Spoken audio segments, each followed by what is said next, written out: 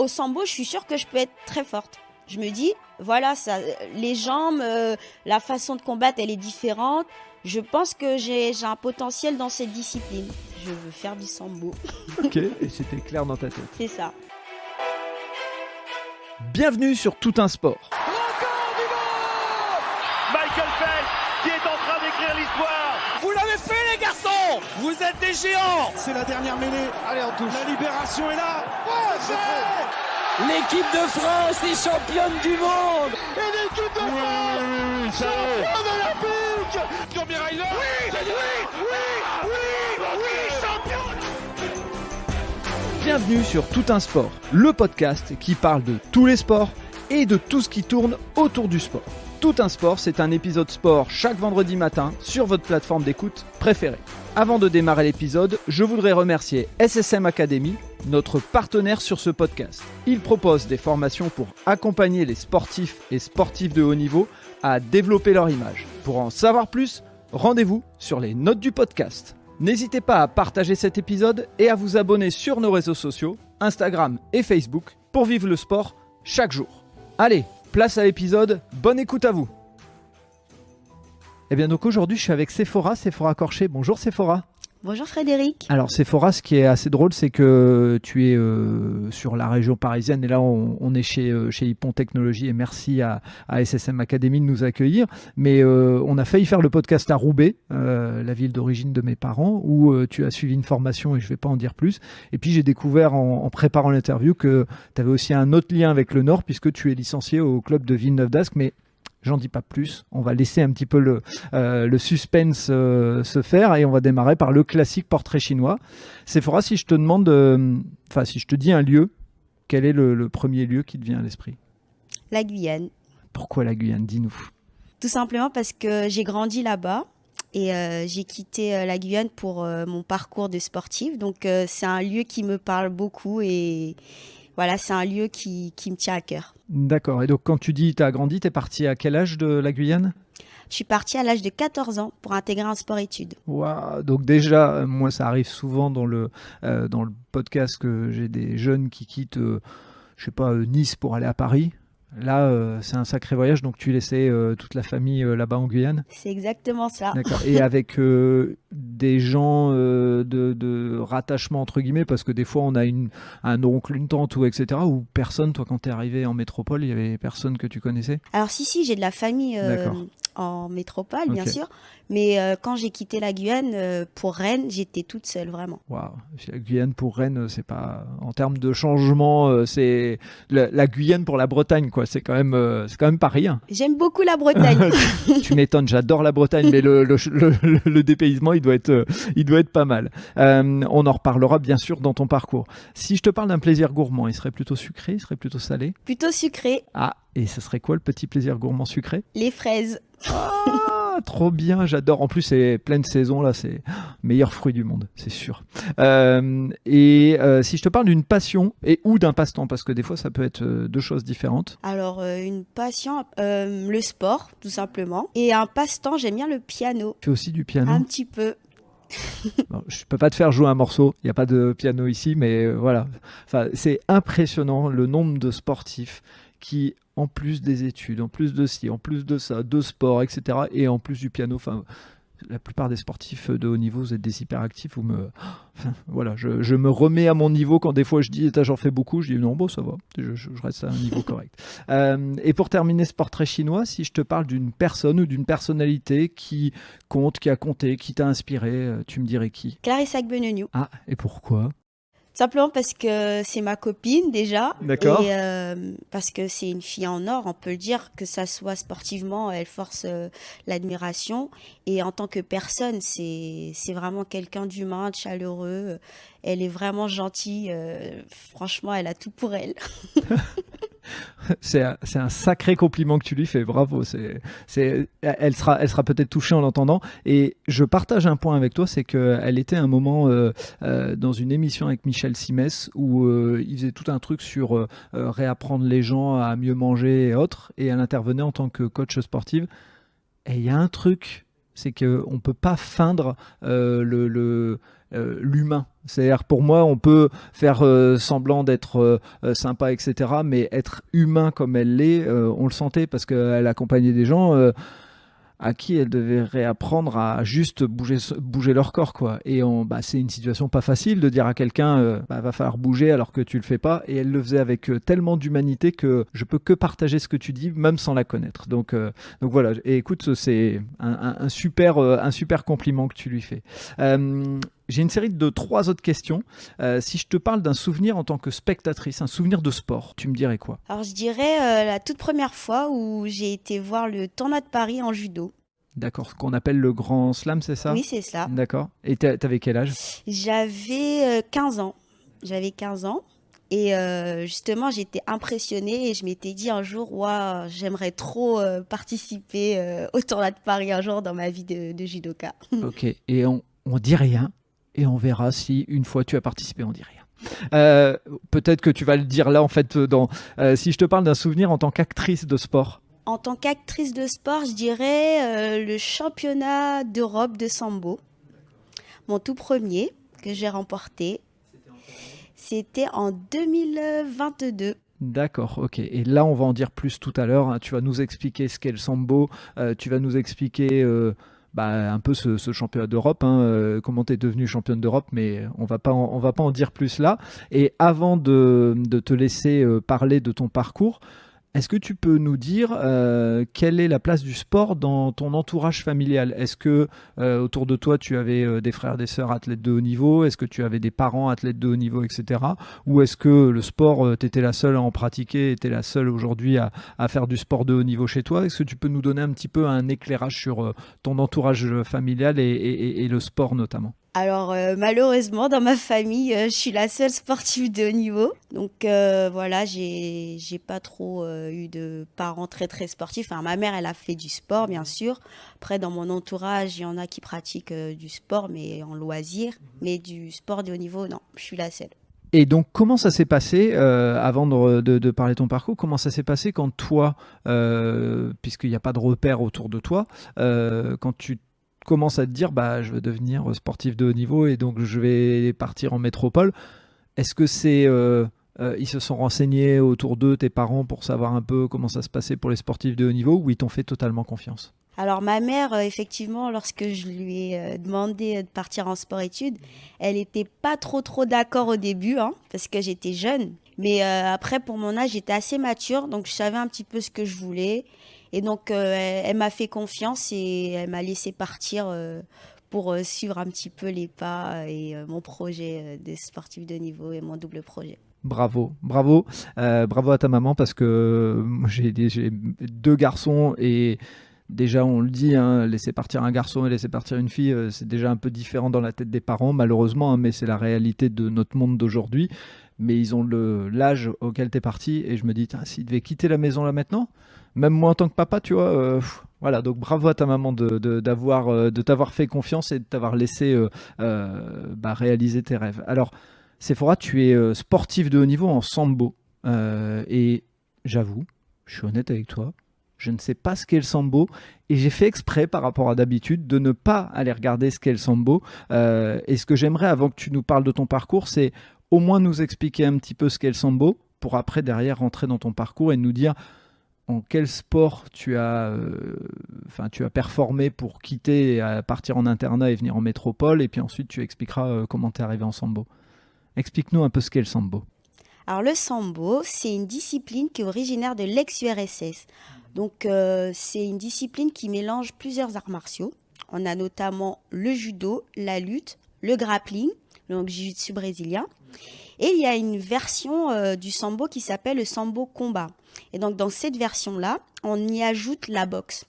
Moi, je pratique le sambo sportif, donc uniquement lutte, judo, grappling. Ok. Et ça prend quelle forme? On est un peu sur une forme de tatami, enfin une sorte de terrain comme la lutte. Je ne sais pas comment on dit, si on dit un tatami ou si on dit un terrain. Comment ça se passe pour visualiser, pour que les gens puissent imaginer dans leur tête? Alors en fait, c'est exactement la même surface que la lutte, puisqu'en fait le sambo c'est une discipline associée de la lutte. C'est vrai que j'ai pas commencé par là. Et on y est du coup en kurka. Donc c'est la tenue traditionnelle du sambo avec des chaussures de lutte.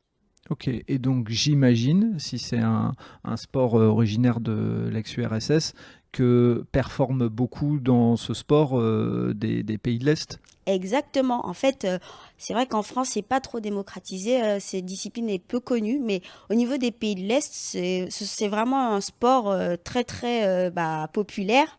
Et donc, souvent, les médaillés sont des Russes, puisque c'est leur sport de prédilection, hein. Souvent, ils choisissent judo, sambo, et puis si ça marche plus en sambo, ils s'orientent au sambo, sinon en judo. Ok, donc merci pour cette explication. Et avant de dire ce qui fait que tu es arrivé au sambo, on va revenir un petit peu en arrière. Et par quel sport tu as démarré et qu'est-ce qui a fait que, on l'a expliqué là dans le portrait chinois, mais qu'est-ce qui a fait que tu as fait ce grand saut et que tu as voulu devenir sportif de haut niveau, mais dans le judo a priori, c'est ça? C'est cela. Alors explique-nous un petit peu, comment tu es arrivé au judo déjà? Alors moi, je suis arrivée au judo grâce à une activité extrascolaire. En fait, j'ai connu mon premier entraîneur qui faisait des animations au niveau de mon établissement. Et j'étais un petit peu beaucoup passionnée par ce qu'il proposait. Pour la petite anecdote, moi, en termes de sport, je pense que je suis nulle partout et je me débrouillais plus au judo. D'accord. Donc, au début, ma mère, elle voulait pas trop m'inscrire au judo parce qu'elle se disait, sport de combat, je suis une fille. Enfin, j'étais la toute petite, c'était pas possible pour elle. D'accord, tu as plusieurs frères et sœurs? Oui, j'ai des frères, enfin des demi-frères et sœurs. D'accord, ok. Donc la petite dernière, c'est ça que tu viens de dire? Non, en termes de taille. D'accord, ok. Ok. Donc elle aurait voulu que tu fasses autre chose? Elle t'a déjà expliqué ce que t'aurais voulu, enfin ce qu'elle aurait voulu que tu fasses comme sport? Non, pas trop, mais pas le judo. D'accord, ok. Celui que tu as choisi, elle aurait pas voulu que tu fasses. C'est ça, ok, très bien. On a dû un peu batailler pour m'y inscrire. Et à quel âge ça arrive Alors, ce judo? c'est à l'âge de 6 ans. D'accord, Justement, donc très tôt. voilà. Et mon premier entraîneur, du coup, pour la motiver, m'avait offert mon premier kimono. Ah, pas bête. Il est bon, il est stratège, il avait dû sentir quelque chose. C'est Ok. cela. Du coup, j'ai débuté à 6 ans, le judo. Donc, j'étais en Guyane. Et donc, j'étais dans le club de l'ASCB Bonhomme, d'Éric Emmanuel et de Gilbert. Et du coup, moi, j'avais un petit peu des modèles au niveau de mon club de la Guyane. Il y avait notamment l'INSEE Tsansamoy, qui avait participé à des tournois en métropole, qui a été médaillée, qui avait justement suivi un parcours de sportif de haut niveau. Donc, elle était passée par le pôle espoir de Rennes, puis le pôle France d'Orléans, et ensuite, elle avait intégré l'INSEP. Donc, Quelque chose me dit qu'il y aura un lien avec ton parcours, mais voilà, ok. Et donc c'est, dis-moi juste parce que j'ai un peu d'ignorance sur ce sujet. En Guyane, le judo, c'est un sport qui est assez développé ou? ah oui, c'est un sport qui est assez développé, mais c'est vrai qu'en termes de concurrence, on n'est pas aussi nombreux qu'en métropole, tout simplement. Donc souvent, ce qu'on fait, les meilleurs partent en métropole pour pouvoir voir un petit peu leur niveau et puis quitter la Guyane pour évoluer en métropole, voilà. Ok, donc toi, quand tu commences à performer et que tu te rends compte que tu as plutôt un bon niveau, qu'est-ce qui te met dans l'idée de partir en métropole? C'est ton entraîneur? C'est toi qui l'as en tête en te disant je veux performer? Comment ça s'est passé? C'est un peu des deux. En effet, c'est mon entraîneur qui m'a motivée à suivre aussi le parcours de ma coéquipière. Et puis moi, du coup, je me suis construit un rêve d'effectivement partir et pour un jour atteindre les Jeux Olympiques. Ok. Et quand tu pars pour Rennes et que tu arrives à Rennes, c'est quoi les premiers éléments? Parce qu'il y a le fait de quitter sa famille. Il y a le fait d'être très éloigné de l'endroit où on a grandi. C'est quoi dans la tête? Est-ce que tu t'es dit faut que je me fixe un objectif et je peux parvenir? Vous étiez fixé avec tes parents 1 an, 2 ans et puis tu voyais comment ça s'est organisé? Alors effectivement, moi j'avais pour objectif d'intégrer assez rapidement un pôle France. poursuivre un petit peu les pas de ma coéquipière. C'est vrai que l'adaptation a été assez difficile au tout début parce que le climat est totalement différent déjà. C'est clair, on est d'accord, ça on peut pas lutter. Yeah. Également, la charge d'entraînement, elle est différente parce qu'en Pôle Espoir, moi je sortais d'un petit club, voilà. Et du coup, la charge d'entraînement, elle était aussi compliquée à gérer. Et puis... ça veut dire entraînement tous les jours, c'est ça ? C'est cela, tous les jours. Après les cours, c'est ça ? 2 fois par jour, même des fois. Wow. Ok, d'accord. Donc, c'était un autre monde. Je découvrais en fait le milieu du sport de haut niveau, tout simplement. Et également, ce qui était compliqué, c'était de gérer... la distance avec l'éloignement de ma mère, que j'étais toute seule avec une autre amie qui avait aussi intégré le pôle avec moi. Donc ça aussi, des fois, c'était compliqué, mais bon, je l'avais au téléphone tous les jours, donc ça allait. J'imagine. Et puis, on fait comme si c'était il y a longtemps, mais la visio, elle s'est développée là ces dernières années, notamment grâce, je ne sais pas si c'est le bon mot, mais en tout cas, par rapport au Covid. À l'époque, c'était téléphone pratiquement tout le temps, c'est ça ? Et tu les voyais, c'était quoi le rythme ? Ils venaient de temps en temps te voir, tu retournais de temps en temps en Guyane, comment ça se passait ? Alors ma mère, elle faisait l'effort de venir de temps en temps quand même, elle essayait tous les 3 mois, donc ça allait encore, mais bon, quand je voyais que mes collègues du pôle rentraient tous les week-ends à la maison et voyaient papa, maman, c'était un peu difficile, mais... Tu restais toute seule dans le pôle de cette là ou non, il y avait quelques... Alors j'étais en internat. Donc oui, j'étais toute seule, mais avec ma coéquipière aussi qui avait intégré le pôle avec moi, Priska. Du coup, on va dire qu'on était toutes les deux des piliers. Vous faisiez tout, quoi. Vous rangiez les chambres et tout le week-end pendant que les autres étaient partis dans la famille. Non, pas tout le temps, mais oui, non, on s'épaulait. Donc ça c'était bien, mais être loin de sa famille aussi, c'est compliqué, surtout à l'âge de 14 ans. Mais bon, je me dis que ça m'a permis aussi de me construire la femme que je suis aujourd'hui. Donc je trouve que c'est une bonne expérience quand même. Tu dirais que tu as pris en maturité de cette là ? Bien sûr. T'es devenue plus grande, plus vite, par la force des choses, entre guillemets. Exactement. Tout ce qui est autonomie, gérer les finances aussi, parce qu'à 14 ans, voilà quoi. On n'a pas le choix, clairement. Il n'y a personne derrière toi, il n'y a personne qui est là au quotidien. Si t'arrive une petite galère, il y a personne, c'est même par téléphone, mais voilà, tu es obligé de gérer quand même toute seule, quoi. Voilà, exactement. Comment ça se passe alors après ? Une fois que tu fais Rennes, est-ce que tu pars directement à l'INSEP ou il y a une étape entre les deux ? Alors entre les deux, du coup, je fais 3e au championnat de France cadet. Donc première année en pôle, podium au France. Ce qui me permet justement de postuler au pôle France d'Orléans. Donc j'effectue les tests de sélection et j'intègre le pôle France d'Orléans. D'accord. Et faut rappeler peut-être en judo, t'étais dans quelle catégorie de poids ? Alors j'étais en moins de 48 kilos depuis mes 14 ans, jusqu'à la fin de ma carrière judoka. Okay. D'accord. Donc la même catégorie de poids que Blandine Pont, par exemple, qu'on a reçu dans le podcast Allez vas-y et tout un sport. Voilà, une catégorie où il y a beaucoup de performances entre guillemets en France aussi. Exactement. Blandine, okay. C'est ma copine en plus. D'accord. Voilà, qui vient malheureusement alors qui a fait les championnats du monde et bravo à elle, et qui vient malheureusement de ne pas prendre de médaille alors que c'était son objectif. Donc on lui fait un petit clin d'œil parce qu'on sait que dans ces moments-là ça doit pas être facile, mais la connaissant dans sa tête, il y a déjà un truc qui est déjà calé pour la suite, quoi. Mais bien sûr, c'est une machine. Mais oui, c'est clair. C'est le bon mot, c'est une machine. On est d'accord. Et donc tu arrives au pôle d'Orléans, catégorie donc moins de 48 qui est ta catégorie. Comment ça se passe l'intégration, puisque là tu pars de Rennes à Orléans, tu redécouvres un environnement différent, je suppose ? Bien sûr. Déjà, en termes d'entraînement, le niveau, il augmente encore un peu plus, parce que de pôle espoir, on a beaucoup de cadets, et en pôle France, on a beaucoup de juniors et parfois des seniors qui viennent s'y entraîner. Donc le niveau, il est un peu plus, entre guillemets, solide. Ça veut dire que tu te retrouves en étant jeune à combattre contre des adultes. C'est cela, on est amené à combattre contre des adultes. Ouais, et qui veulent te montrer... ils veulent montrer aux petits jeunes qui ils sont, c'est ça ? C'est normal. Ouais, c'est normal, c'est la vie, hein, là-dessus, il n'y a pas de souci, mais voilà, ça fait partie aussi de ce que tu as dû affronter dans ce niveau-là. Ok.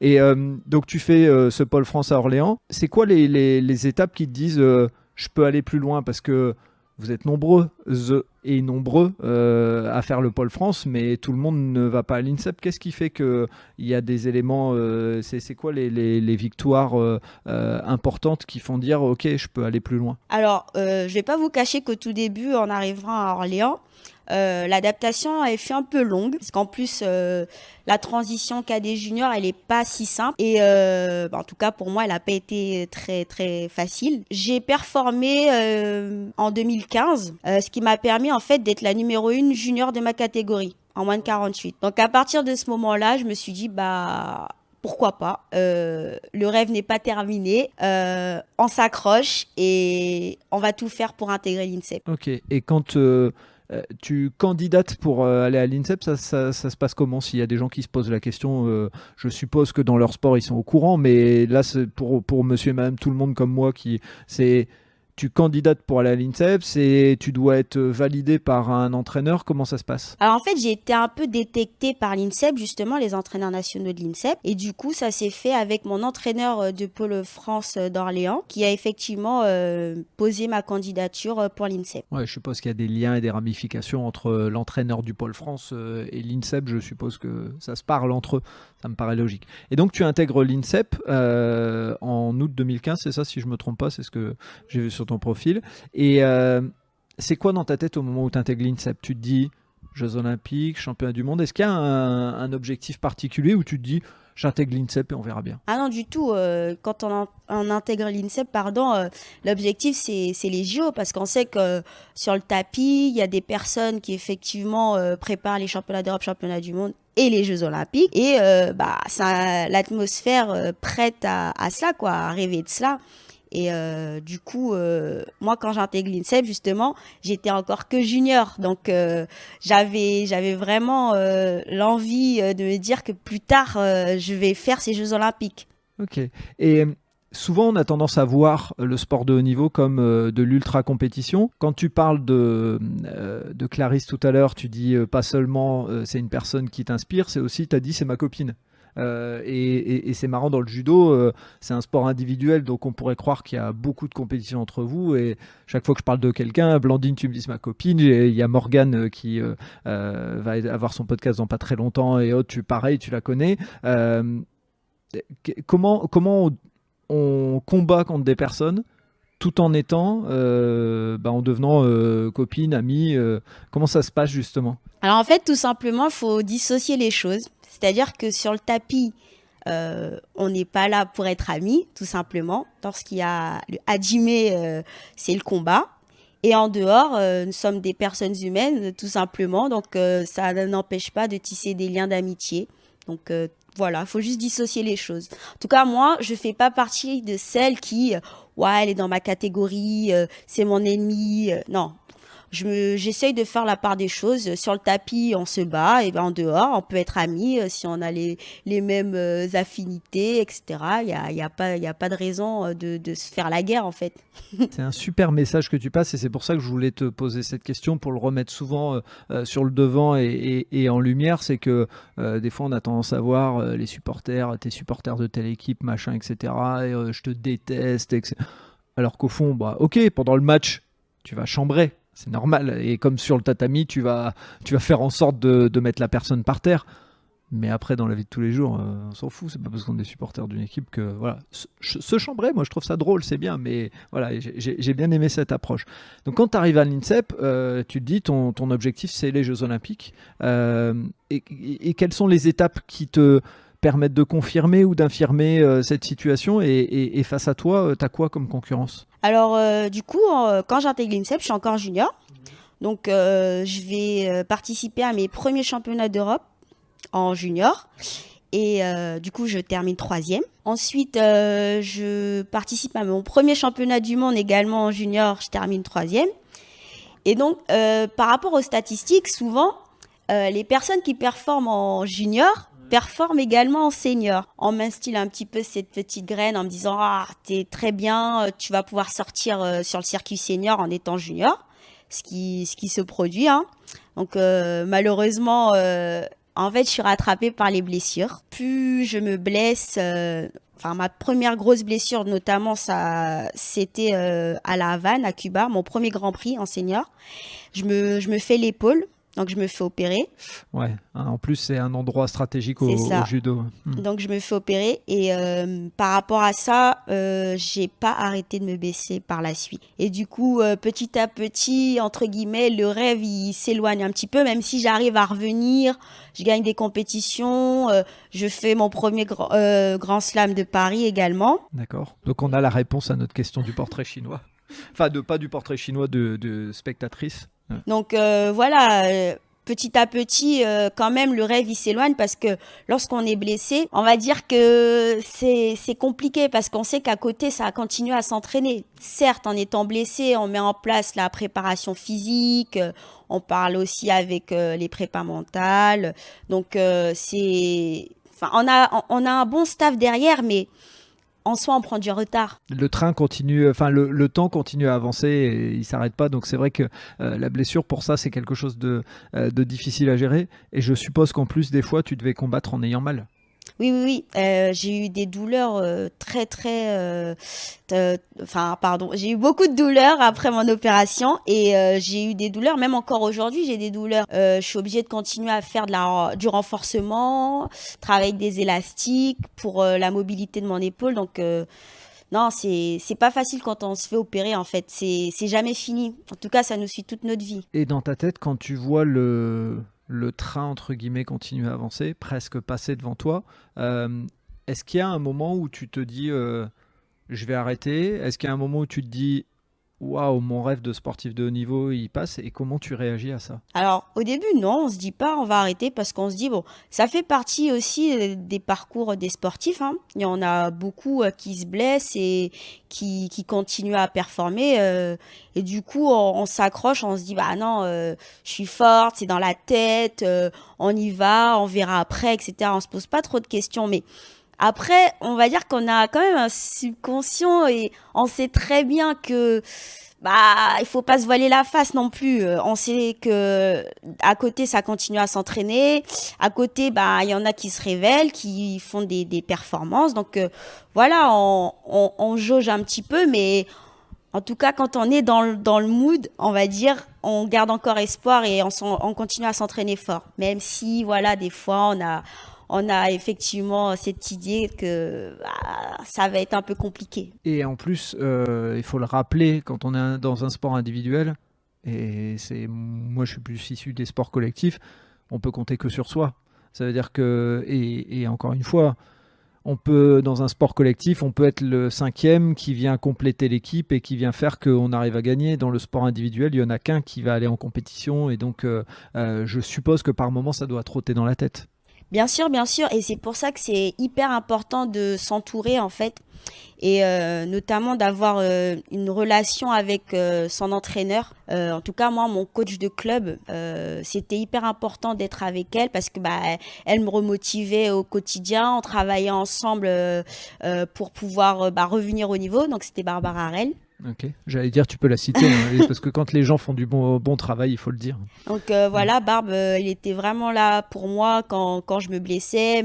Elle m'a toujours dit que j'étais forte, qu'il fallait que je continue, que je m'accroche, etc., qu'il fallait pas abandonner. Donc voilà, ça aussi c'est hyper important d'être bien soutenu. Et puis aussi la famille, hein. Bien sûr. En tout cas, ma mère, elle était là aussi pour moi, ma mère, ma marraine, mes grands-parents de cœur, Alex et Jojo. Donc eux. Quand tu dis grands-parents de cœur. Parce que ce ne sont pas mes grands-parents de sang. D'accord, ok.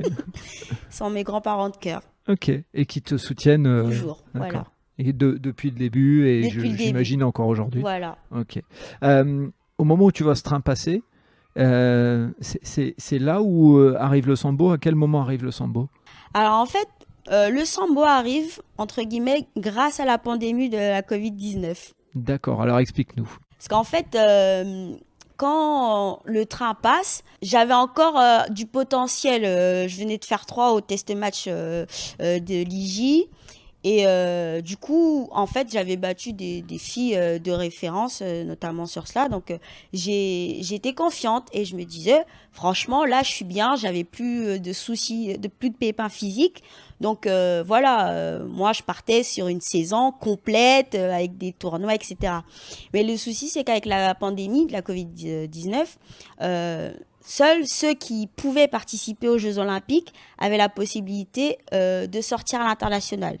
Du coup, les autres, on s'entraînait juste.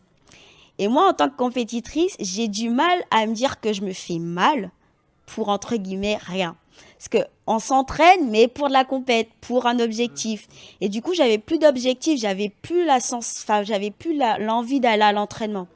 Et justement, mon coach BIS, Sam Izran, qui était aussi coach en sambo, m'a proposé de venir découvrir la discipline. Du coup, je me suis dit pourquoi pas. Ça me permettait de voir autre chose et puis de changer ma façon de m'entraîner. Et du coup, j'ai été effectivement découvrir le sambo dans son club et j'ai vraiment accroché en fait. Alors, qu'est-ce qui fait que tu as accroché ? C'est quoi le truc ? Parce que c'est toujours intéressant de savoir comment on accroche. Alors en fait, ce qui m'a plu au niveau du sambo, c'est la proximité avec le judo, puisque la kurka, c'est une veste. Aussi, bon, elle est différente de celle du kimono, bien sûr, mais en tout cas, voilà, cette proximité-là. Et puis aussi, le fait de pouvoir aller dans les jambes, donc cet aspect lutte, moi, je connaissais pas du coup. Bien sûr. Et ça m'a vraiment plu, en fait, et je me suis découvert des talents pour aller dans les jambes. Et je me suis dit, waouh, c'est hyper intéressant comme sport. Et puis, c'est un nouveau challenge de découvrir autre chose et puis de faire autre chose, tout simplement, pour passer, entre guillemets, cette sensation de judo qui me plaisait plus trop, en fait. Et donc là, quand tu découvres le sambo, est-ce qu'il y a un truc dans ta tête qui te dit « je vais y aller à fond » ? Alors, au début, non, je me dis pas ça parce que je continue le judo. Donc, je fais 3 au France, première médaille en première division depuis des années à l'INSEP, donc génial. Et du coup, ça me relance, ça me dit, je fais 3 au France, ça va pouvoir me permettre de faire des compètes internationales et puis continuer sur ma progression dans le judo. Donc, après, en fait, j'ai eu une désillusion en compétition à Sarajevo, donc premier tournoi international après ma médaille au France première div. Qui me fait dire, en fait, j'aime pas, j'aime plus. Et est-ce que, alors c'est une question, peut-être tu n'auras pas la réponse, mais est-ce que tu te dis j'aime plus parce qu'il y a un peu de l'amour pour sambo, ou est-ce que tu te dis j'aime plus parce que, voilà. J'aime plus parce que déjà, je suis pas performante, ça m'énerve, je fais 7e, enfin voilà. Et j'aime plus aussi parce que je me dis, au sambo, je suis sûre que je peux être très forte. Ok, t'as ça dans la tête. Voilà, je me dis, voilà, ça, les jambes, la façon de combattre, elle est différente. Je pense que j'ai un potentiel dans cette discipline. Donc, je mets fin, j'envoie un message à mon président de club et je lui dis, là, je suis pas performante, j'arrête. Comme ça, mais vraiment. J'imagine trop le président qui voit le message. Ah, il n'y a rien, il n'y a pas de développement. Ok, très bien. Mais au moins, c'est clair, c'est cash. Et là, tu préviens ton nouveau coach de sambo en disant je veux y aller, j'y vais à fond, ou tu lui dis je vais m'entraîner, je verrai ce que ça donne? Alors, je lui dis tout de suite, moi, je veux faire du sambo. Et au début, il me dit, mais t'es sûr, tu viens de faire 3 au France, t'es pas si mal, bon, tu fais 7, mais c'est pas grave. Et là, je lui dis, non, vraiment, là, je ne veux plus. Je veux faire du sambo. Ok, et c'était clair dans ta tête. C'est ça. Et donc, c'est quoi les premières étapes et les premières performances que tu as en sambo? Alors, au début, parce qu'en fait, il y a un... je sais pas si je peux expliquer tout de suite le fait que, en fait, il y a 2 associations. Il y a la Fédé et l'association. Parce que ça, par rapport à mon palmarès, en fait, moi, au début, j'étais avec l'association et je savais pas qu'il y avait justement... explique-le naturellement, t'inquiète. Ouais, il n'y a pas de souci. Vas-y, comme tu veux. Donc, au sambo, je commence avec mon coach, Samy, du coup, et je fais le challenge national. Parce qu'en fait, déjà, je vais commencer à poser des bases. En fait, dans le sambo, il y a un litige qui oppose du coup la fédération de lutte et une association, le CFS, qui se partagent entre guillemets le sambo. Donc logiquement, le sambo, c'est une discipline associée à la lutte. Mais sauf que le CFS a voulu entre guillemets son indépendance et a créé cette association-là. Donc moi, quand je débute le sambo, déjà, je ne suis pas au courant de ce litige. Bah, je me doute, c'est un truc, c'est dans les hautes sphères, enfin voilà. Je me doute. Donc au début, donc moi, avec mon coach Samy, je suis avec le CFS.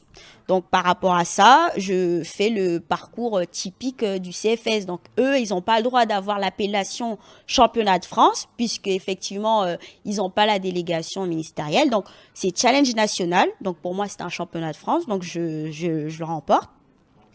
Et ensuite, je fais le Grand Prix de Paris, que je gagne également. Et par la suite, je fais le championnat d'Europe. Sauf que, entre-temps. Ça y est, c'est là où on rentre dans les trucs un peu compliqués.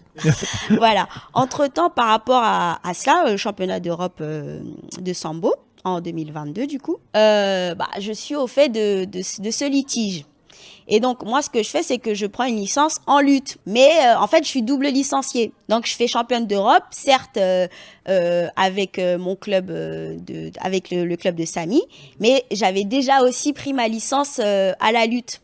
Donc, Villeneuve d'Aslut. C'est vrai que c'est assez compliqué. C'est une situation totalement ubuesque, mais ça existe en France. Donc, et c'est pour ça que c'est important que tu en parles, parce qu'on ne se rend pas compte, mais entre guillemets, c'est le terrain qui compte le plus. Et là, tu te retrouves, toi, au milieu de trucs administratifs, parce que c'est de l'administratif, il faut dire ce qui est. Bien sûr, parce que en fait, moi, je prends ma double licence, notamment pour pouvoir avoir une reconnaissance en France, parce que le sambo est censé être géré par la fédération de lutte.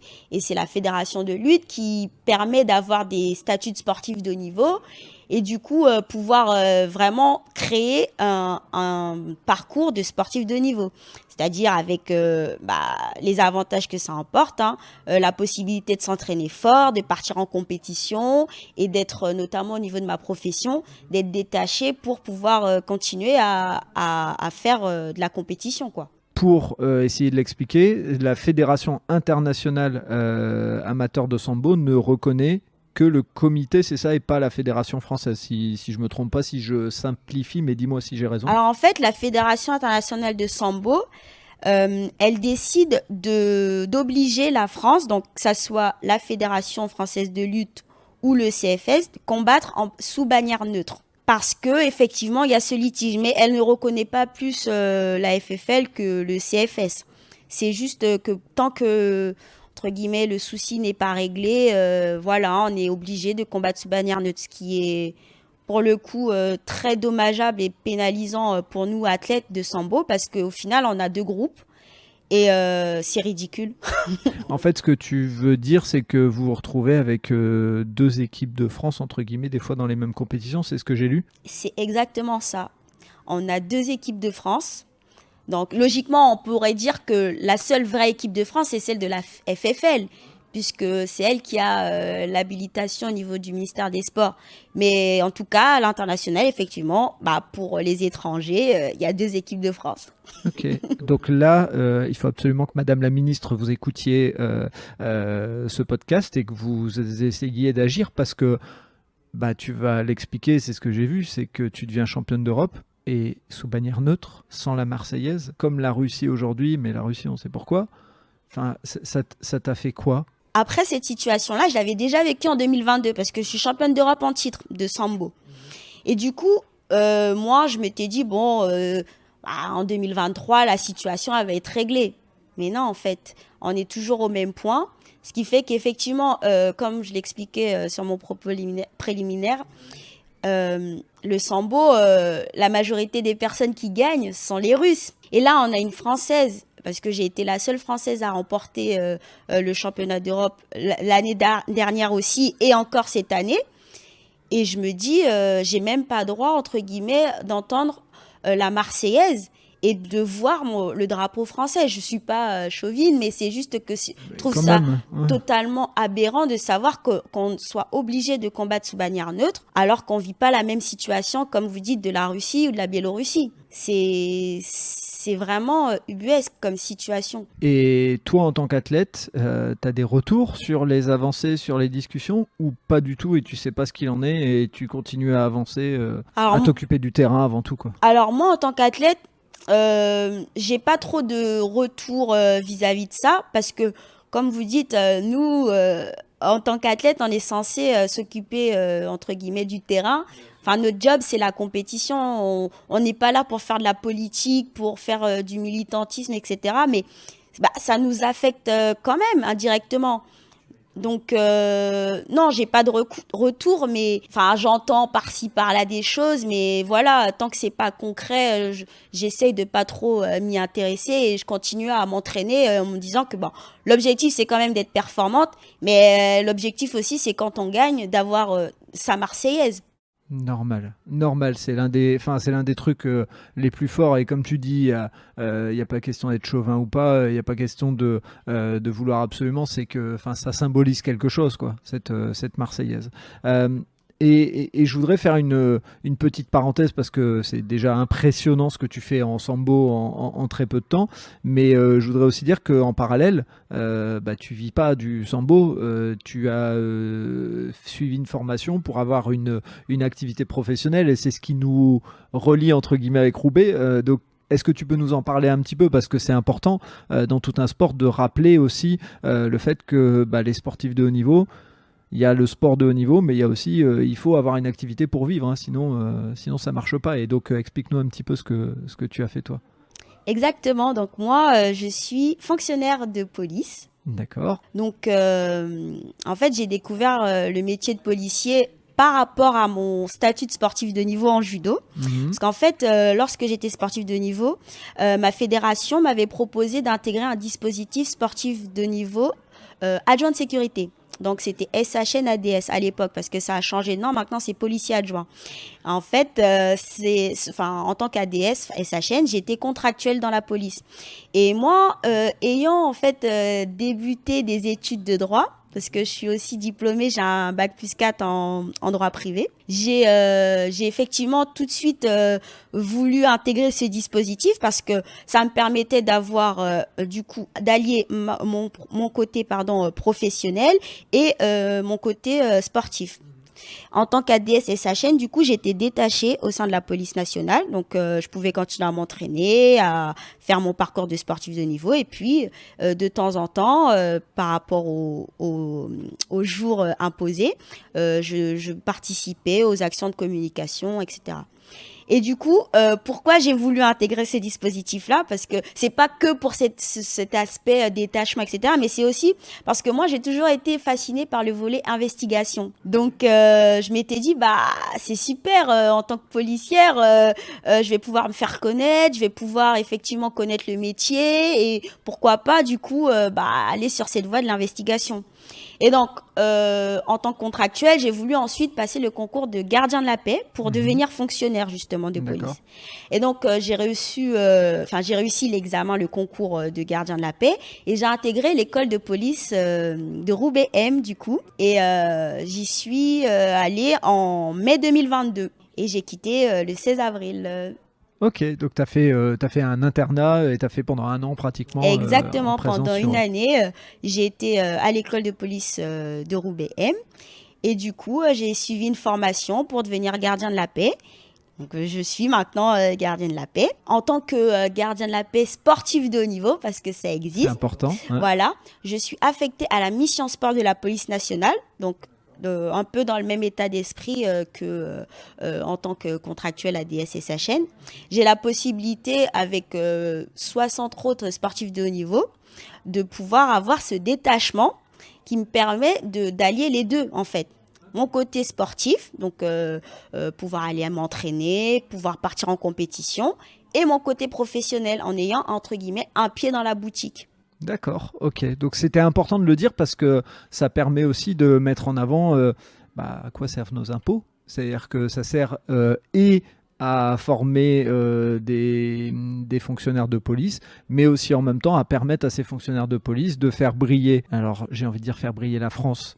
Bon, là, malheureusement, tu es sous bannière neutre. Et c'est là où on est un petit peu en train d'avoir un truc qui est un petit peu ubuesque, parce que c'est le but, normalement. Si l'État aide ces sportifs de haut niveau, c'est pour que le drapeau français il puisse flotter et on puisse entendre des Marseillaises. Et encore plus quand toi, tu fais flotter le drapeau à la plus haute place du podium. Donc, c'est là où, encore une fois, on va en appeler à nos plus hautes instances.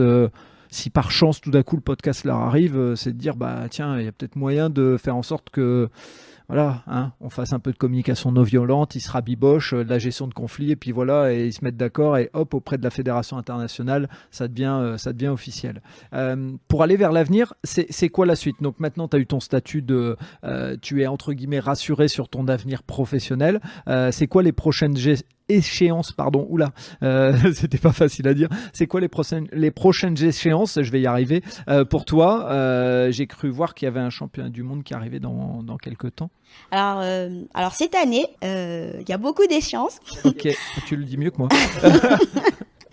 Alors déjà, par rapport à mon titre de championne d'Europe de cette année, je suis sélectionnée d'office pour participer aux World Combat Games qui auront lieu en octobre en Arabie Saoudite. Donc, c'est une compétition qui regroupe les 3 meilleurs de chaque championnat continentaux, donc championnat d'Europe, championnat d'Afrique, etc. Et du coup, déjà ça, c'est une très très grosse échéance à venir. Ensuite, on a le championnat du monde, effectivement, qui aura lieu en novembre en Arménie. Okay. Donc, les 2 grosses échéances de cette année sont les World Combat Games et ensuite le championnat du monde. C'est quoi ton objectif au championnat du monde? À gagner, parce que... Mettre le drapeau tout en haut? Ah, ça, j'aimerais bien, bien. Ça serait bien que d'ici là, ça soit réglé si tu vas chercher ton objectif. En tout cas... Si c'est pas réglé d'ici là, je suppose que ça te donne une motivation supplémentaire de dire regardez, une fois de plus, championnat d'Europe et championnat du monde, je suis tout en haut sur le podium et il n'y a toujours pas mon drapeau là-dessus. Bien sûr. Ça serait. J'espère que ça pourrait alerter au plus haut pour qu'ils puissent faire en sorte que cette situation puisse se régler, parce que, comme je disais, ça dessert les athlètes aussi. Ben oui, carrément. Et c'est pas un sport olympique. Tu me le confirmes, je me trompe pas. Il y a une tendance qui dit que ça pourrait devenir parce que des fois il y a des sports de démonstration aux Jeux Olympiques. Est-ce que c'est le cas? Est-ce que c'est pas le cas? Alors effectivement, le sambo n'est pas un sport olympique, donc il sera pas représenté à Paris 2024. Mais le sambo a eu la reconnaissance par le Comité international olympique, justement aux Jeux de Tokyo. Donc c'est une discipline olympique. Donc pourquoi pas rêver Los Angeles 2028? Ah, top. Pourquoi pas. Mais en tout cas, avant cela, il y a les Jeux mondiaux en 2025. D'accord. Donc après Paris. Et le sambo, depuis la semaine dernière, je crois, a été intégré aux Jeux mondiaux. Ouh, cool. Donc, tout ça, c'est une info, une exclusivité énorme.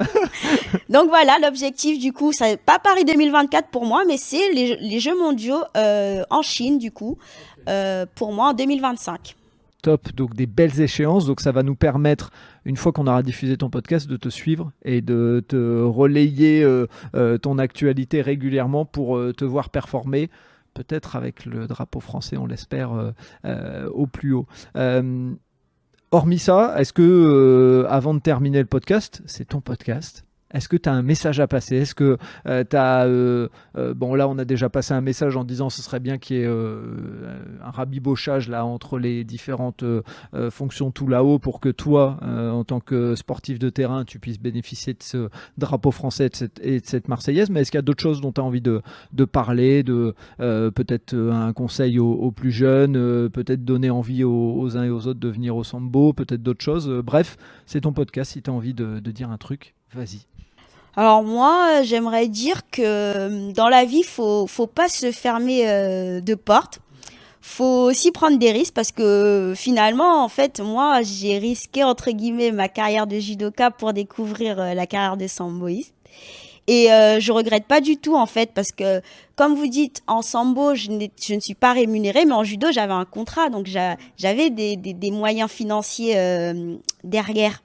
Et moi j'ai tout abandonné pour effectivement me diriger vers une passion qui, pour autant, n'est pas très connue en France, mais c'est une très belle discipline. Et en fait, le message, c'est ça, c'est de se dire qu'il faut pas s'interdire d'aller découvrir autre chose, parce que parfois, on s'entête sur une chose et au final, on peut s'épanouir ailleurs. Et voilà, c'est ça mon message. Il faut tout tester, en fait, ne pas se fermer, ne pas se fermer de porte et puis découvrir. On n'a qu'une vie, il faut en profiter, en fait.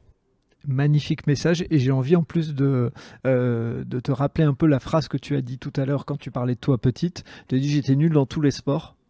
Et c'est drôle parce que tu performes dans un sport, le judo, et dans un autre sport, le sambo. Donc comme quoi, tu vois, voilà, on casse les croyances qu'on avait petits, etc. Et c'est un super message. Écoute, Sephora, merci de m'avoir fait confiance, de ne pas avoir lâché les échanges qu'on a eus, parce qu'au début, on voulait se voir à Tourcoing, etc. Puis on s'est quand même vu ici à Paris. Merci pour ce moment que je viens de passer.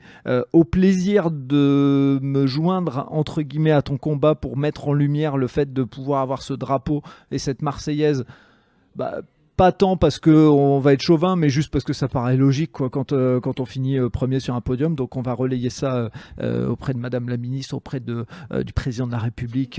Voilà, tu pourras en parler à Clarisse pour qu'elle relaie aussi. Elle aura peut-être un écho autre, mais voilà, pour moi ça me paraît important de dire que quand on se bat, c'est pas pour l'argent que tu le fais, parce que tu aurais été vers d'autres sports beaucoup plus rémunérateurs, à la limite, où tu serais resté vers le judo comme tu disais, mais tu le fais pour le plaisir, et en plus là tu performes, donc comme c'est pas le cas dans tous les sports, hein, on n'a pas des Français qui sont tout le temps en haut du podium dans tous les sports, donc quand on en a, c'est cool d'en profiter. En tout cas, merci beaucoup de ce moment de partage et de la confiance que tu m'as accordée. Merci beaucoup à toi, Frédéric, et à la prochaine. Ouais, à la prochaine, merci beaucoup. Et voilà, c'est le coup de sifflet final. Fin de l'épisode. J'espère que vous avez apprécié cet échange, et pour en savoir plus, rendez-vous sur les notes du podcast. Si vous avez aimé cet épisode, n'hésitez pas à vous abonner et surtout à laisser un commentaire et une note sur Apple Podcast, ou mettez 5 étoiles sur Spotify, ça aide à faire connaître le podcast. Vous aimez les podcasts ? Découvrez Allez Vas-y, notre podcast qui met en avant les personnes qui passent à l'action.